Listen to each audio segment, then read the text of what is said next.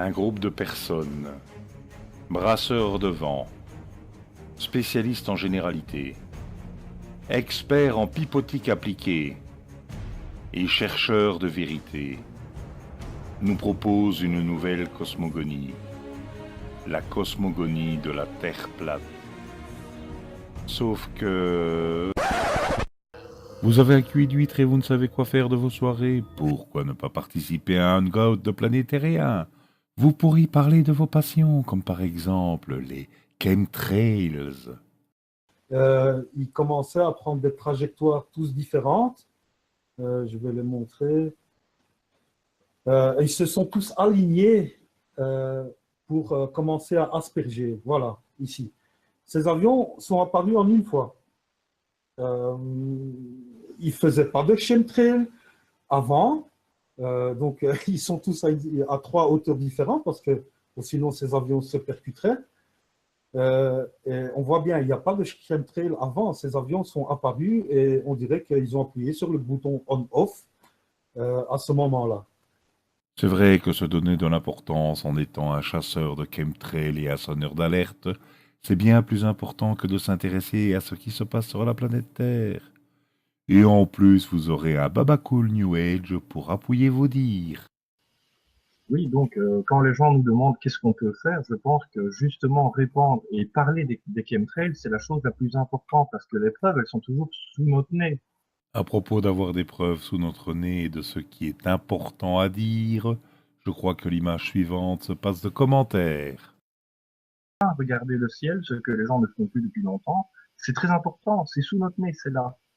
Mais avant de donner de bons conseils aux autres, peut-être que si vous étiez suffisamment avancé en sciences, vous utiliseriez un spectroscope pour savoir de quoi sont composés les chemtrails. Mais encore faut-il savoir que ça existe, un spectroscope, et savoir à quoi ça sert. Et après les chemtrails, on passe à l'ISS. Ça aussi, l'ISS, c'est un grand cheval de bataille pour tout planétarien qui se respecte. Sinon, Ok, d'accord. sinon Et de la Terre, on aurait plein d'astronomes amateurs qui auraient filmé avec leur caméra et leur petit télescope, ben, par exemple les ravitaillements ou les sorties, on verrait Mhm. quelque chose quand même. Comme d'après ce monsieur, l'ISS n'existe pas, les astronomes amateurs ne devraient pas pouvoir la photographier, ni même la filmer. Vu le nombre de vidéos qui existent sur le sujet, faut le dire très vite. Oui, bien sûr, on va passer aux insultes sur Thomas Pesquet. Celui-là, il est complètement shooté. Hein. Il va avoir les mêmes yeux drogués comme ça. Parce... Seul un petit exemple a été repris parce qu'insulter les gens, ça n'a pas d'intérêt. Par contre, concernant les yeux drogués, je pense que ceux qui font partie du panel sont tous shootés aux herbes sacrées.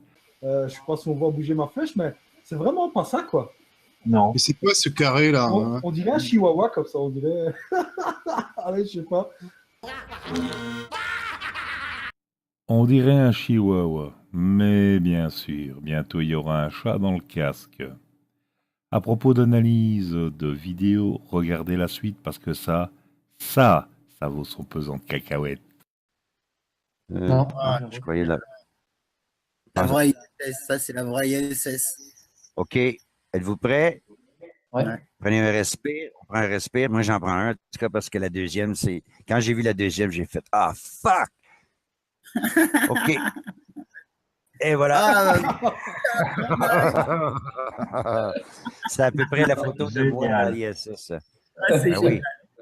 Ah, mais Il faut la remontrer. Il faut la remontrer. ah, ouais, c'est vrai. Avant, Ah, faut la- avant, après, après. N'oubliez jamais. C'est génial. Hein? C'est génial. C'est n'importe quoi. On peut en déduire qu'ils sont tous aussi stupides. Et ce sont ces mêmes personnes qui vous parlent de l'ISS dans une piscine avec montage, qui vont vous dire de par leur grande expérience, leur compétence innée et leur intelligence que les photographies de la Terre vues de l'espace sont tous des faux.